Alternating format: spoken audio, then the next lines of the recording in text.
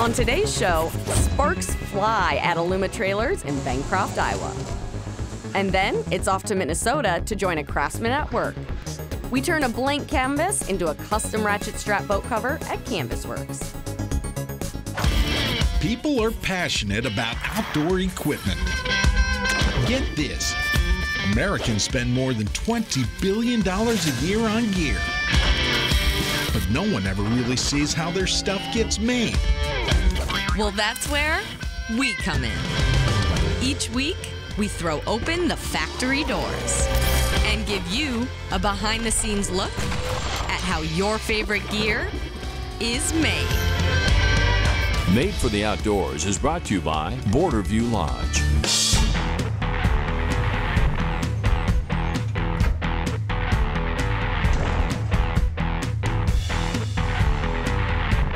In today's world, people are on the move more than ever. Whether it's for work or for play, toys or equipment, Aluma Trailers is getting people in their gear where they need to go. Let's go see how they're made for the outdoors.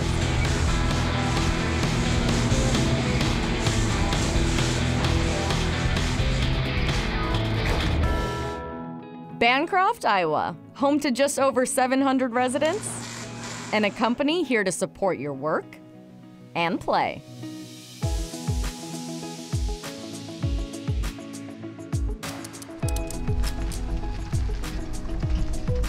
The Aluma Trailers journey began in a small-town garage. It's a story near and dear to the company's president, Mike Lloyd. I'm going to go all the way back to 1992. Dean Mashoff started it by building a couple golf cart trailers for a couple of his neighbors or a couple of his buddies. And they were so impressed that they told some other people. And he did that from 92 to 95. After word of mouth catapulted demand, Dean partnered with the city of Bancroft and Mike's family to turn his garage hobby into a full-scale operation. My dad came to Dean and said, hey, we can grow your trailer business. And Dean thought that was a great idea, so the partnership started. It grew quite a bit up until 2000. That year, after getting some fatherly advice, Mike and his two siblings took the company over. My dad persuaded us to take the plunge and buy Aluma. So August of 2000 is when we purchased the assets. And then from there, it grew. And we've been fortunate and blessed to have pretty much growth from 2000 to last year. Today, Aluma has dealerships in all 50 states. But it starts right here at headquarters, where I get to build my very own tilt trailer. Time to get to work.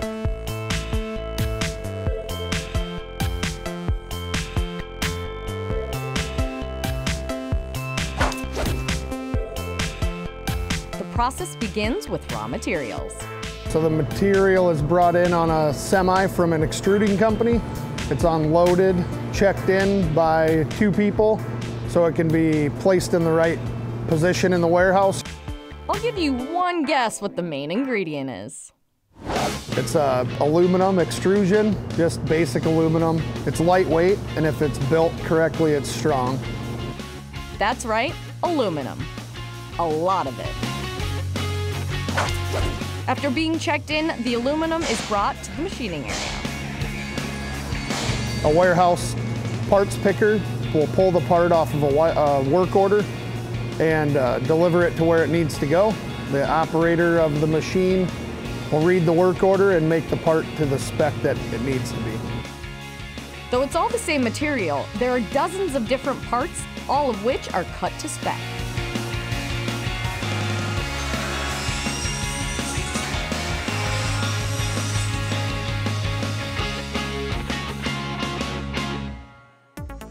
Once our raw materials are machined, they come here and hit the assembly line. The lines have a setup table, which is the floor gets set up, the side frames go on, and then a tongue and any braces that it needs to be structural. With the bulk of the trailer being metal, there's a lot of welding. A lot of welding. 10 employees, including welders, are stationed at each line. But for today, I love it when I can walk in somewhere and they hand me power tools. This line has 11. Oh. Oh no, I got something stuck. Find out if that's a good or a bad thing when we get back. This is harder than it looks, people. You're watching Made for the Outdoors. Made for the Outdoors is brought to you by Borderview Lodge, Ice Castle Fish Houses, Aquarius Home Services, Car Arms, and by Keystone Light. Keystone Light, always smooth. Celebrate responsibly.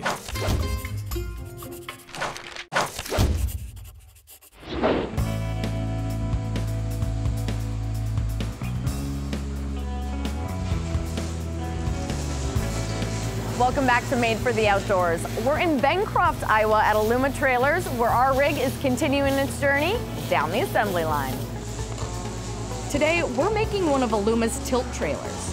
But Aluma has an abundance of models and options. It's Aaron O'Donnell's job to know them all. I think the last time I checked, it was around 80 different models. So we have quite the gambit of trailer models. Anything that you need a trailer for, we got your back. We get a lot of questions regarding, what options do you offer, which I tend to answer with what options do you want, is that's gonna be a shorter list than all of the options that we offer. So pretty much anything that you need, if we don't already offer it, we'll work as hard as we can to get you what you want. The sky is the limit when it comes to Aluma's capabilities. Back on the production line, our trailer has made it to the second of 3 main stations. This middle station is where most of the magic happens. They'll move it over to a middle station, which the runners and axles are installed. Tubing, runners, axles, wires, and of course, more welding. After the middle welder is usually complete with their job, a wirer will run the wiring and plug in the lights, install the coupler and chains, and swivel jacks. There are dozens of intricate details that go into what may seem like a simple build. My first task, however, is not one of them. What are we about to do here? All right, we're gonna throw some chains on this thing. Let's do it. You need really small fingers to do this job.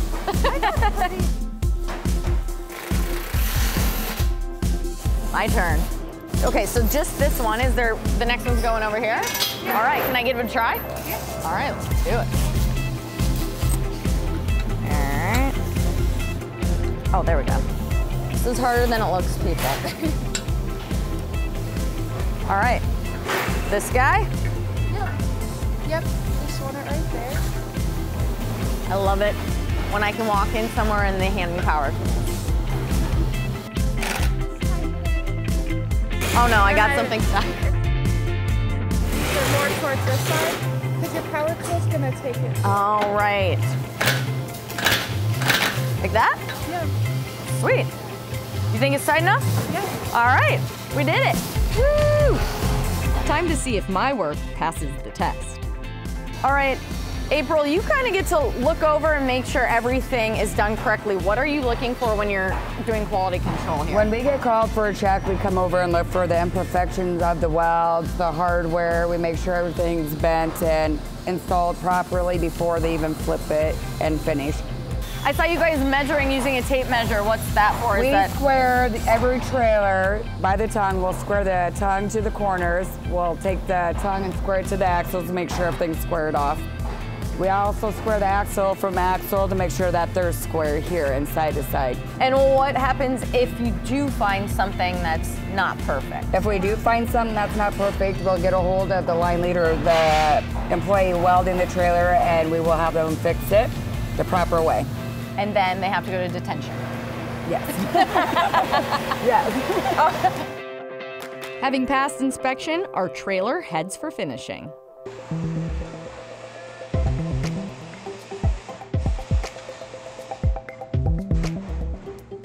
Another big selling point of our trailers is our design. It's tailored for our design, so it's not like It's a cookie cutter trailer. That's one thing that Dean wanted to make sure that he had back in 1992, that it looked different and it looked unique and kind of a sporty look. All right, we're about to put this tire on, right? All right, let's do it. I can't see anything. I'm not much help. All right. More power tools.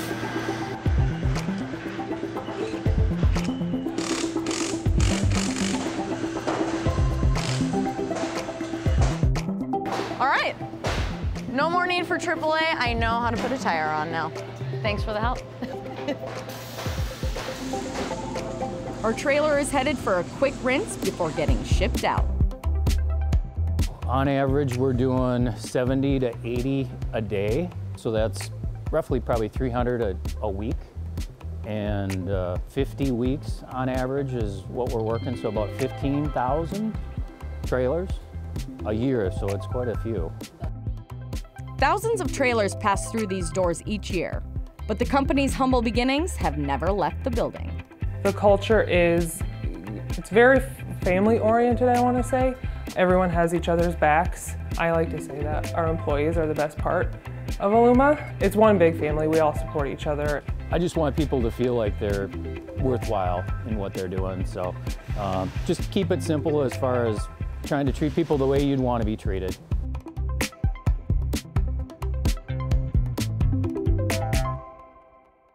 Made for the Outdoors is brought to you by Spire Credit Union, Canvasworks, Polaris Industries, Warner's Dock, Schultz Soft Water,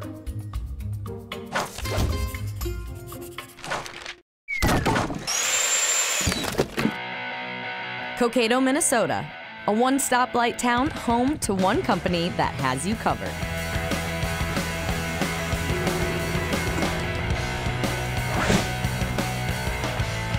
Here at Canvasworks, they make everything from grill covers to building awnings and bimini tops. But today we're here to see how a custom ratchet strap boat cover is made for the outdoors. Canvasworks makes a cover for just about anything you want to protect. Though the current product line is diverse, owner Dwayne Smith Jr. got his start sewing one very important item. Well, I was a Navy parachute rigger, so I knew how to do all of the stitching and manufacture products for the U.S. Navy fleet. So I got out of the service, came home, ended up buying a partnership into an existing business. In 1980, Dwayne started Canvasworks, and since then he's kept his family members close by, including daughter Jennifer and son Dwayne III.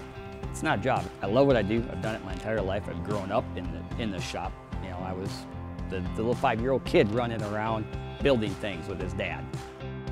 My sister runs our office operations and scheduling and ordering and stuff like that. We sew product for many different national companies. John Deere, Toro, Caterpillar, Groundsmaster, Exmark, Flow. So we're a production sew shop. We started out as a custom canvas business, and we're very good at that. We do about 300 boat covers a year. 300 covers, and one is about to get made right now. To make a resilient boat cover, you need resilient material. It might look like your local fabric store, but these rolls are all marine-grade polyester. Resilient and shrink-resistant, our custom cover will never lose its fit. Because it's custom, customers bring their boats in to be fitted, or Canvasworks measures them on-site with a laser measuring device. Your average fishing boat's gonna be 5 pieces at 140 inches long for the fitting process.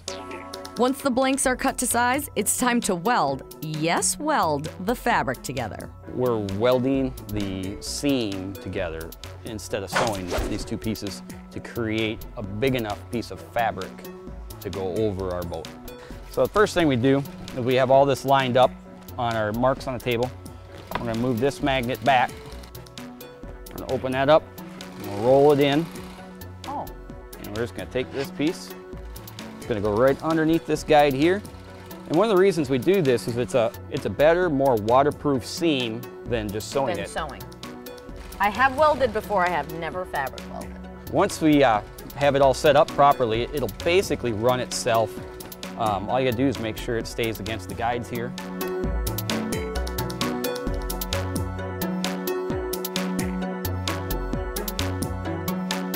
There you go. Okay, this I can handle. We just do a tear test on it to make sure it's gonna hold. And go ahead and pull on that. All right, let me give it a shot. Yeah, nope. She's tight. She's on there. Next, our welded sheet is rolled up and sent off to be hand fitted. So the first thing we're gonna do is lay out the blank. All right. I'm gonna hand you the front, and you're gonna roll it out over the front. How much kind of excess needs to be? A couple feet will work just fine. Okay. I'm gonna roll over the back, and then we'll just flake it out. Like making a bed. Exactly. Think of the fitting process like being fitted for a suit. Every boat has a unique size and shape, and for the cover to do its job, it has to fit perfectly. Basically what we do is we go front to back for a while. And just keep kind of working it. Yep, exactly. Like an artist at work, Dwayne continues to adjust the cover until it's absolutely right. That's one of the things this ratchet strap cover does, is it goes on very simply and easily, and people like putting it on. There's no snaps on it. Okay, so there we're pretty close to what we want. The artistry continues when we get back on Made for the Outdoors. Made for the Outdoors is brought to you by Canvasworks, Warner's Dock, L&M Fleet Supply,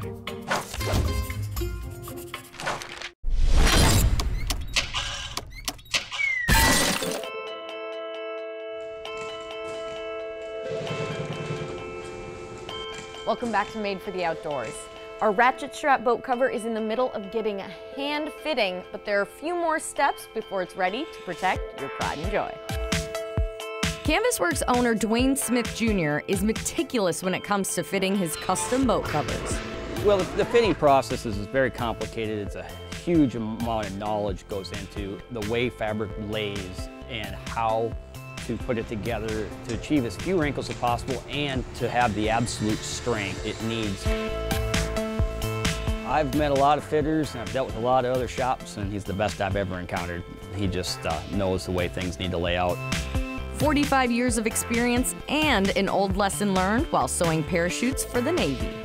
My gunnery sergeant told me to never do anything wrong. Lives were depending on it.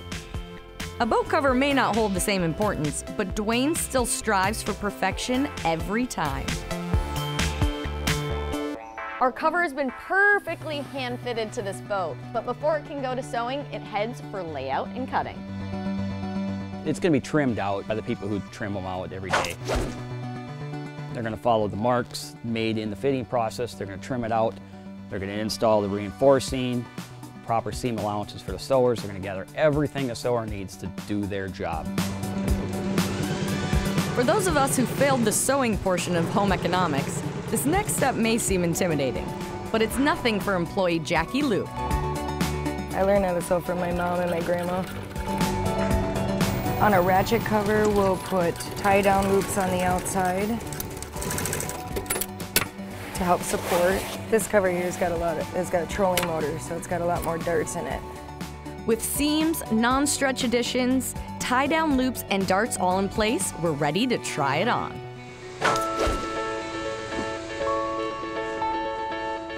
The ratchet and poles are installed, and then we make sure our cover fits perfectly. Well, in the finishing process, we're going to put the cover on the boat. We are going to make sure that A, it fits properly. B, we're going to make sure the poles are in the right places and they're going to be installed where they need. We're going to make sure that we put handholds and key spots on the cover to make it easier for the customer to put on the boat. Fits like a glove. It doesn't matter how good a cover is, if the customer doesn't like using it, it's not going to go on the boat, it's not going to be any good. We pay more attention because we actually use our products. So as people who use boat covers every day, we use the products. So that's why we believe we're better at building the products, because we have active hands-on in everything that we do. So it took us a while to get to where people appreciate the high quality product that we sell, but at this point it is very nice to see people appreciating what we do. Appreciated by many, yet the theme at Canvasworks remains constant: family. Whenever we hire somebody, whenever we bring somebody in, both me and my dad, and I hope everybody else, we always look at it as family. I like sewing and making it. That's actually what I enjoy most of everything. The organization of the business, without Jennifer, we'd never be here. Without the technology advantage that Dwayne offers us, we'd never be here. I like making stuff. That's my reward.